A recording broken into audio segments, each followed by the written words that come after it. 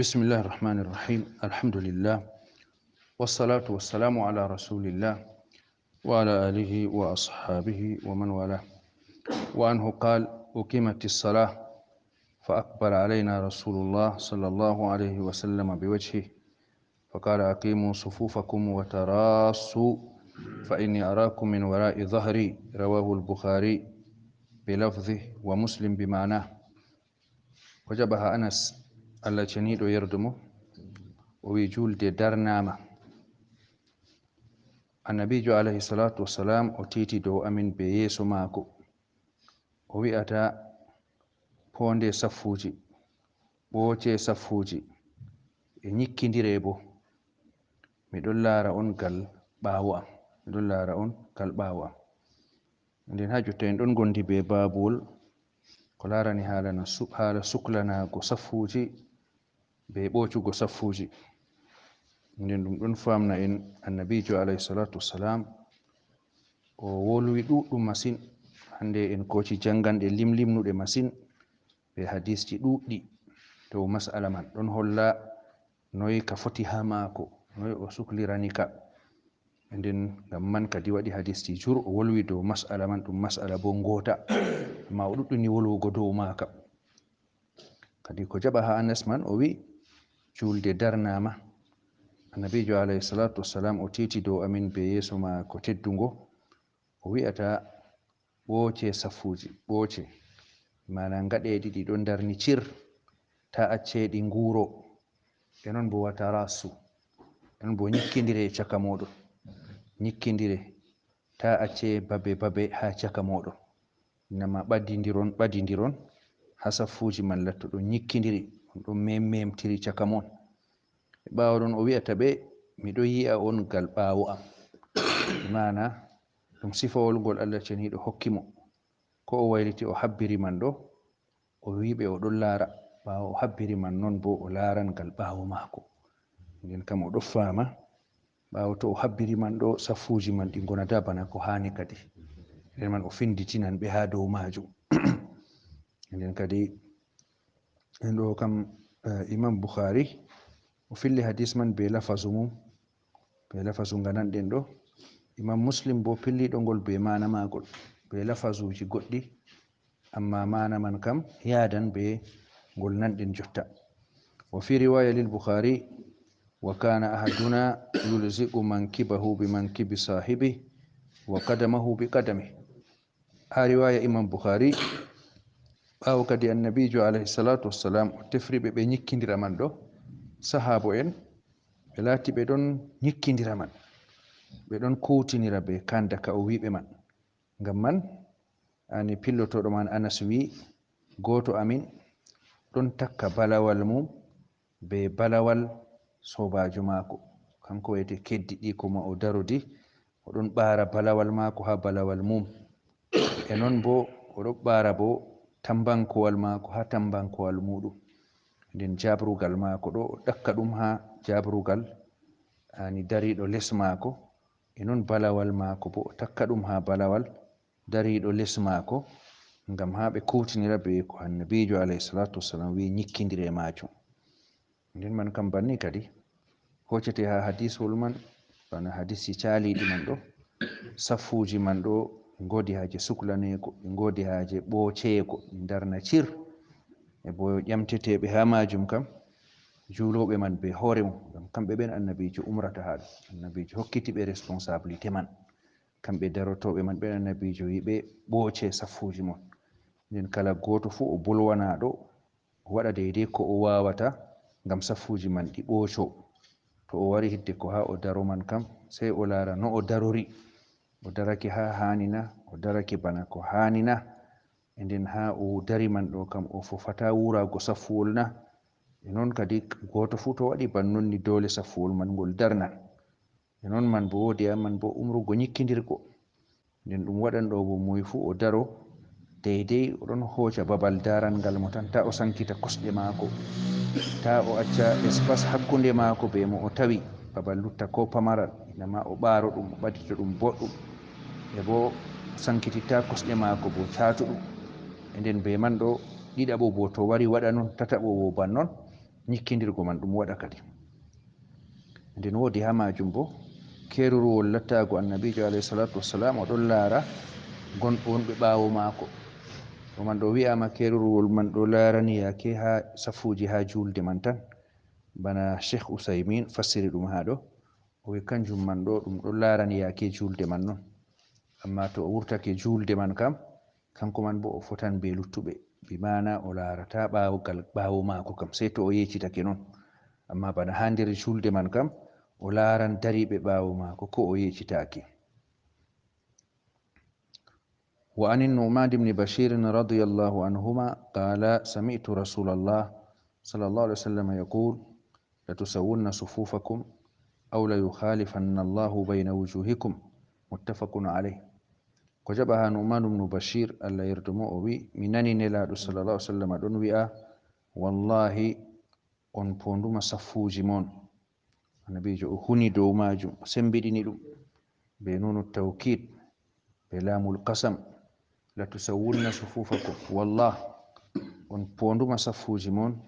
aw la yukhalifanna Allahu bayna wujuhikum,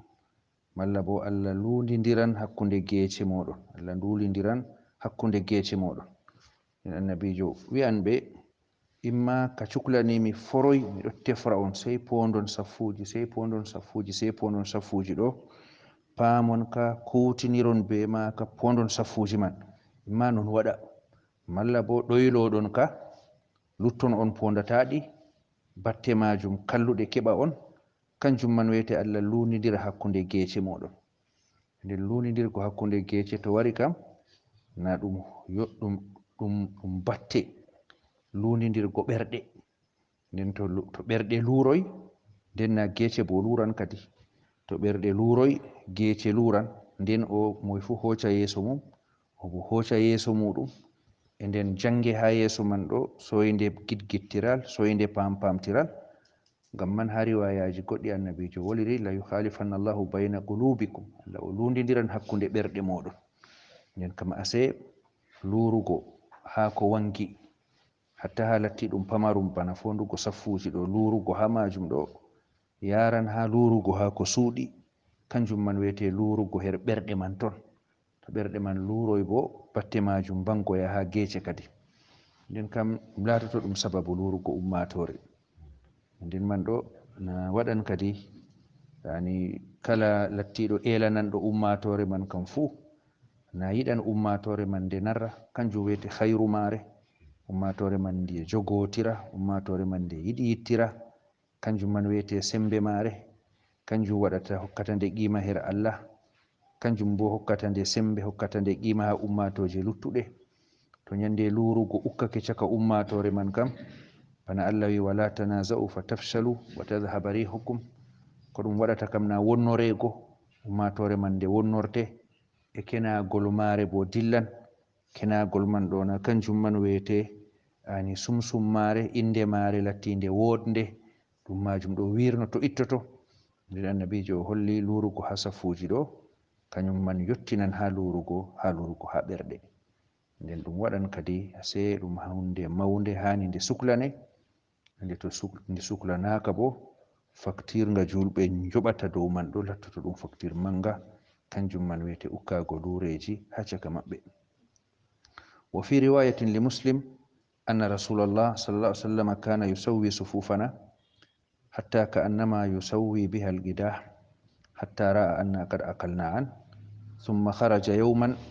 faqama hatta kada yukabbir fara'a rajulan badiyan satruhu min as-saf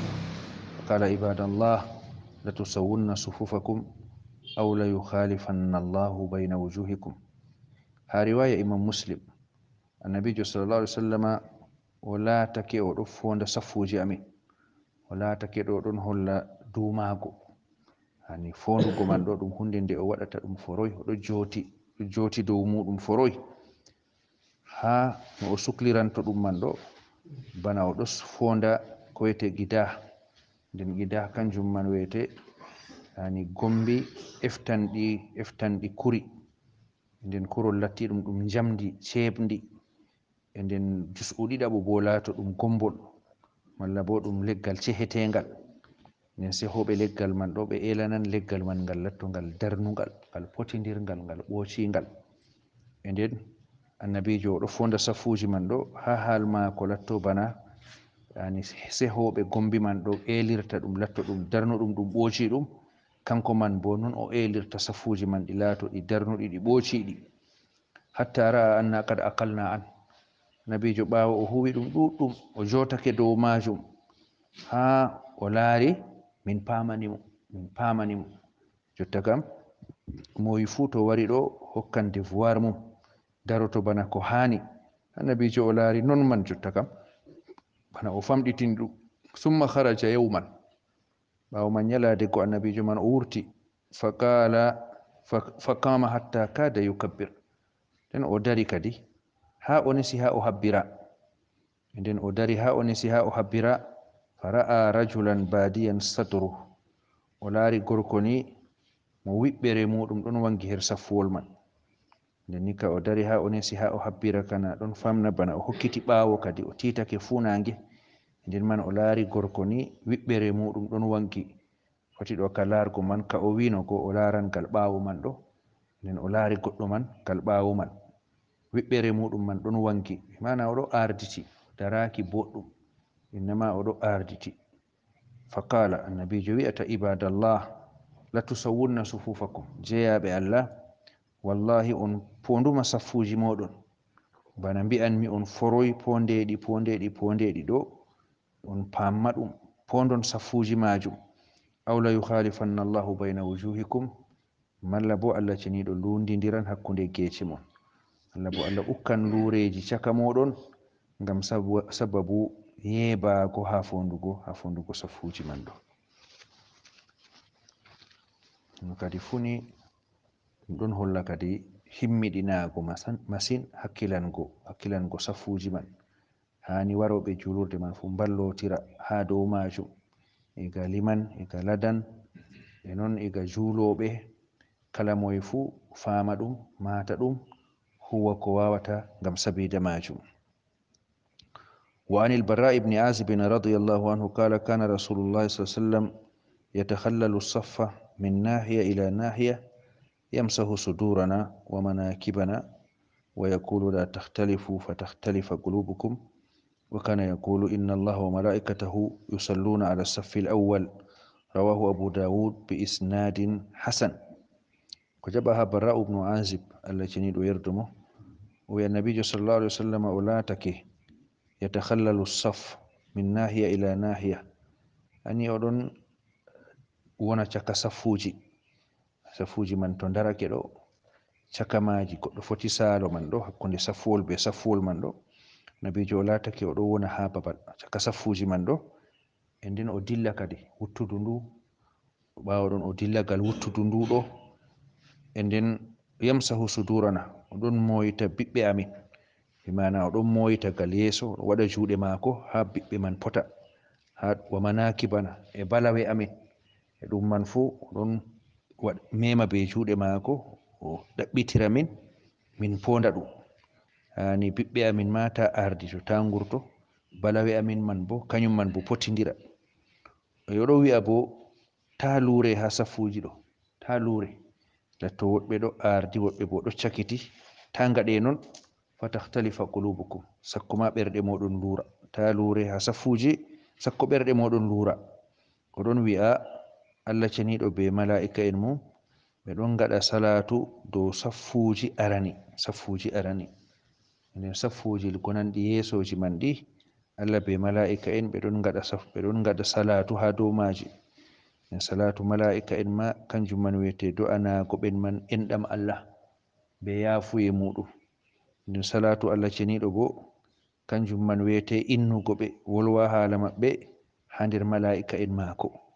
nden ase wonanɓe ha safuji arani man ɗo ɓe keɓan darja bana kaɗo, ganni kadi nden funi kadi ngol man bo ngol ɗon holla suklanago annabijo alayhi salatu wassalam safuji man be laabi fere, ngol bo ɗon holla yake fere kam o wacca mihrab, nokku mo o laati o daroto ha liman daroto ɗo, o nasta caka safuji man ton, o dilla wuttudu ndu o dayno, e bo oɗon laara saffuji man to woodi mo ɓernde muɗum ɓiɓɓere mum arditi o haɓana lornugo ɗum ɓaawo, e noon to woodi ɓe balawe muɗum njadayi ɗon man bo o yerɓa o balawal muɗum fota be oya, e nden o waɗa ban noon accu kuugal bo kadi bo o wolwa o wi'a ɓe ta jaɓe lurugo ha saffuji ɗo ngam ɗum yottinan ha lurugo ɓerɗeji moɗon, e o laati bo o ɗo solna heɓugo saffuji yeesoji, oɗo andina bo daraja darotoɓe ha saffuji man Allah be mala'ika en mum fu ɗon gaɗa salatu ha dow maɓɓe. nden kam kadi fu ɗum hollan yani hani lattiɗo imam kanko man o suklano saffuji man, hatta to haaje waɗi o wona caka saffuji man o dimbo o hettira ɗo ngam saffuji man keɓa darna man ɗo o waɗa non majum. To e non man bo hani bo o ɗuɗɗina wolwugo deidei ko famnata batteji mahotoɗi ha soyde lurugo saffuji man ɗo, darnugo saffuji man kanjum wiyete lurugo ɓerɗe. e non man bo woodi ha majum bo solnugo hebbingo saffuji arani nden goɗɗo to wonɗo o wari wawan o daro ha saffuji yeesoji o darake ha saffuji ɓawoji kam, e nden man ɗo o asaran be majum salatu Allah ceniɗo be salatu mala'ika en muɗum, e nden kam ase ɗum waɗan kadi kala moye fu haɓana wongo ha saffuwol yeesowol ha saffuji lattiɗi arani ta o ƴomta saffuwol goɗgol sei ɓawo to saffuji gonɗi yeeso man ɗo kam kewi banni kadi. nden man kam ɗum hadisji ɗuɗɗi funi ɗi ɗon gewtana hunde wore kanjum man wiyete saffuji man, e ha jotta bo ɗi timmai limgal ɗuɗgal ɗon lutti, ngam man kadi en kenitorto be ko nanɗen man ɗo. wallahu taala alam wa sallallahu wa sallam wa baraka ala nabihi muhammad wa ala alihi wa ashabihi ajmain.